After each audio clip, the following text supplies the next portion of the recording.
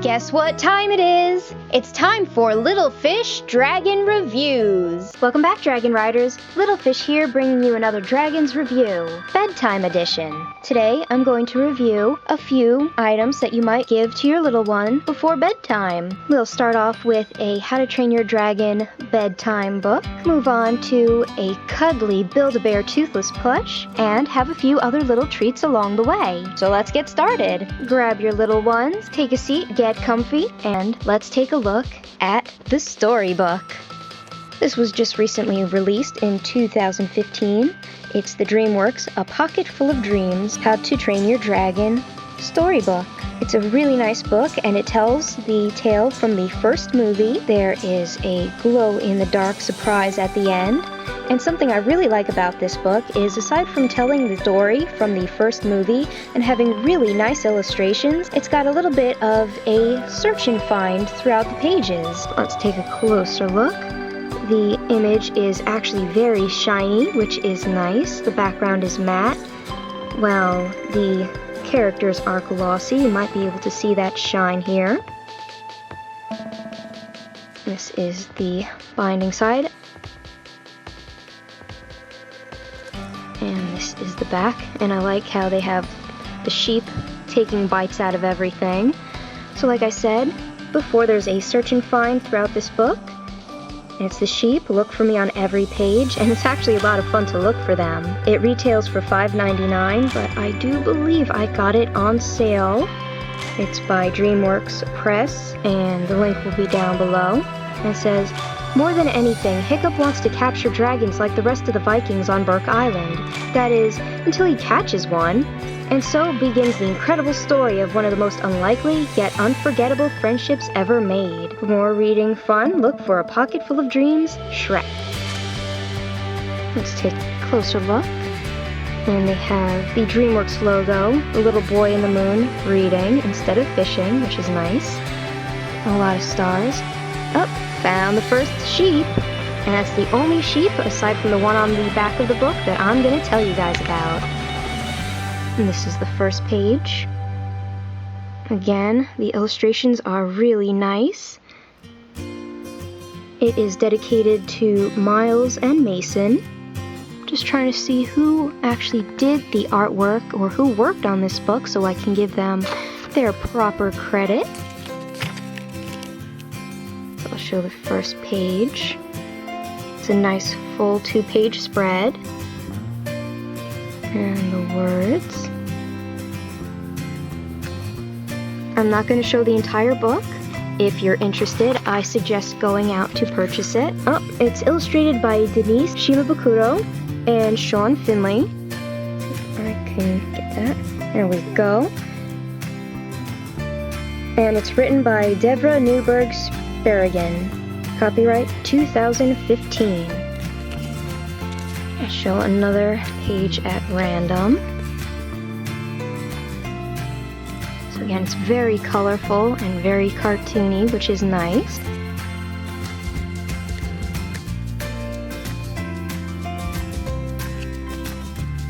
The back cover, the little boy in the moon.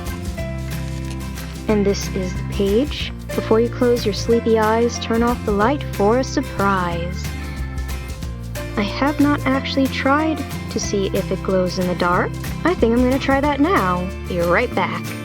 That last page does glow in the dark. It's a really awesome effect to this book. Unfortunately, it did not show up on camera, so I can't show you guys. But again, if you'd like to try it out, I'd suggest picking up this book for yourself or for your little ones, because this is a great thing to have. Next up, we are going to take a look at the Toothless Build-A-Bear. I was super excited when this came out, and they sold out really fast as well, which was really unfortunate for a lot of people, but thankfully, when Build-A-Bear saw how quickly these were selling out, they restocked their shelves, and I believe that he is now widely available, but definitely check your Build-A-Bear store before going over to build your own Toothless. Make sure they still have them in stock. I believe that they do sell them online as well. You can buy it stuffed or unstuffed, but if you don't want him stuffed, so you can stuff him yourself at a local Build-A-Bear, make sure to leave that in their comments when you order him. That is an option. And isn't he just adorable? He is my very first and presently only Build-A-Bear, but I really hope they come out with other dragons, especially as the series Dragons Race to the Edge premieres and when the third movie comes out. Totally can't wait for those, and I really hope they release another Build-A-Bear. But until then, I gotta say I love this Toothless. He's a lot bigger than I was expecting, and he's so squishy and huggable. I mean, I want to hug him right now, but I'm doing a review, gotta focus. He's got nice textured fuzz, and if you can see the scales as I rub the fur down, it's a nice effect. He's like a grayish black. He's got all his little nubby ears, or nubby horns, if you can see them. He's got his claws on his paws, and he's soft, squishy, though that is thanks to the folks at Build-A-Bear. Squish, squish. And he can stand up, or he can sit down. Taking a look at himself in the camera. He's got sewn on eyes. It's nice embroidered, and the green part is actually fabric. It's not just all embroidered. His side nubs are kind of like a silky, hard fabric, same as the top nubs. And his wings, which are detachable, have his official How to Train Your Dragon tag, and the Build-A-Bear workshop tag. And when I registered my Toothless with Build-A-Bear, there seemed to be a problem with the computer system, and instead of being able to name him Toothless, they only got the T-O-O-T part. So on his Build-A-Bear birth certificate, his name is Toot. So, everybody, this is Toot. And I think I'm actually going to keep the name because it's kind of cute. His back legs with his little claws made out of a felt type material. Build-A-Bear workshop tag. And again, they use that silky hard fabric for his back fins and his tail, and I love that they added the detail of the Viking symbol on his back tail fin, and I like that they made it red. It's a lot of product. Both tail fins are either black or they're both red, which is kind of weird. I kind of wish I had asked them to stuff his tail a little bit more because there's actually no stuffing in the back, but I guess it's kind of hard to get it in such a tight little area when they have those big spouts to go with. Good look at his wings. Mine are kind of crumpled because he's been rough-housed with a little bit. Thrown around, so if you bend these, it's gonna get these crack lines in it, unfortunately.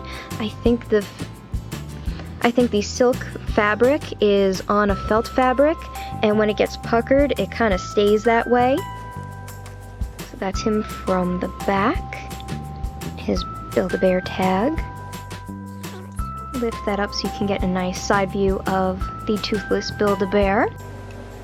Again, his wings are removable with Velcro underneath the arm. Mine is still attached with these little tag things, so I'm gonna leave them on because I don't want to accidentally lose the wings, because that's all part of Toothless. And the reason why the wings are removable is so that you can dress him up any way you want. And speaking of dressing him up, I was also able to get the Toothless Build-A-Bear shirt. Build-A-Bear hanger, I'll just take that out. This hoodie was released at the same time as the Build-A-Bear Toothless to be a costume for him, which is kind of strange to dress your Toothless up as Toothless. I mean, if you're going to get another Build-A-Bear, that would be really cool to dress him up as Toothless, especially if they made a bear that looked like Hiccup or resembled Hiccup or even Astrid. But for Toothless to dress up as Toothless, that's something I don't really understand. Let's see if we can get some more detail. Everything seems to be screen printed onto the hoodie. It's not embroidered or fabric. The top nubs are made out of a felt material.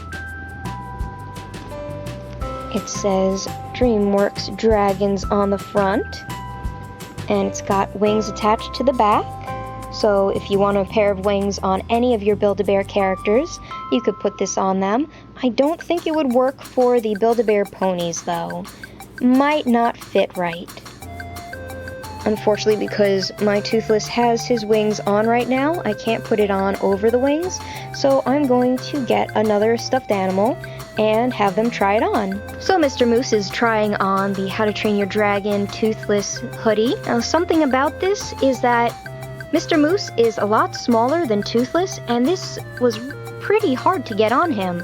The shirt itself was nice and loose, but getting his head through the hood was kind of difficult, and his head seems a lot smaller than Toothless's over here.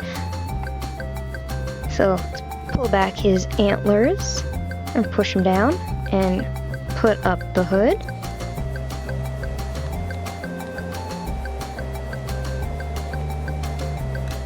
And this is the Toothless hoodie on Mr. Moose. Kind of looks like his face is being eaten. Not bad, but it would have been cooler if they released a Viking type costume, or Hiccup's costume, or even Astrid, or any of the characters. You could have dressed Toothless up like Stormfly. I mean, this is cute and all, but they could have used their imaginations a little better. I've seen some really awesome costumes for their Build-A-Bears, and this is just so-so. The hangers are really cute. Next up, I have also a pair of How to Train Your Dragon Toothless socks. These I got for $1 at Target. You might be able to still find them. They were released in 2015, as even stated on the socks. These are actually made for little babies. They had them in 2 different sizes, but I thought they would look great on my Toothless. So, give me a moment and let's see what they look like on Toothless's feet. First, I'm actually going to just show a close-up of the sock. It's actually pretty cute. Some of these socks were kind of weird looking, like they weren't made right. So let's spread it out. Say fire on them for some reason. Toothless doesn't really breathe fire, but I'll give him credit for trying. Toothless's face. And now I'll put them on Toot. The socks are on! Toot, you're looking pretty cute and styling in those socks. So we'll take a closer look at these socks while they're on Toot.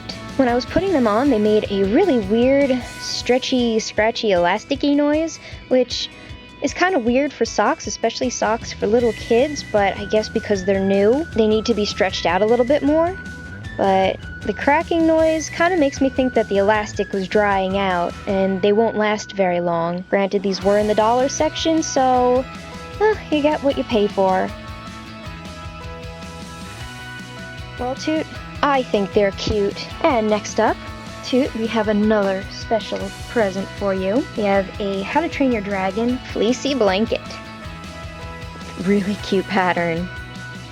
This fleece was purchased at Joann's Fabric. I don't believe that it is still available, unfortunately, but let's take a closer look at the pattern. So it says Future Dragon Rider, then it says Toothless for now.